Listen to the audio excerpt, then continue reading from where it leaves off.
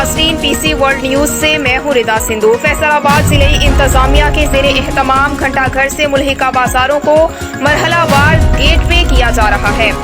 इस ज़िम्न में कचहरी बाजार को गेट वे कर दिया गया है, जिसका मकसद बाजार को व्हीकल फ्री बनाना है।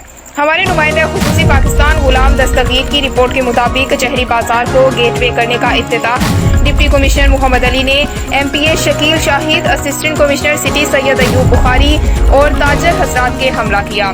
चौधरी तनवीर रियाज, हाजी शकील, खालिद जट, काशिफ खां, असलम भली, शहबाज गिल, एजाज हसन, हाजी यूनस और दीगर ताजर और उमायदीन इलाका भी मौजूद थे।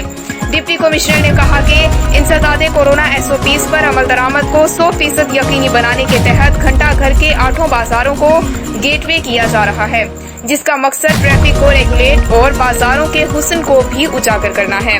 उन्होंने ताजरों के ताउन पर उनका शुक्रिया अदा करते हुए बताया कि बाजारों के इर्द गिर्द 5 मकामात पर पार्किंग कायम की गई है और बाजारों के गेट वे होने से खरीदार पैदल बाजार के अंदर दाखिल होंगे, जिससे बाजारों के अंदर ट्रैफिक के मसाइल भी हल होंगे।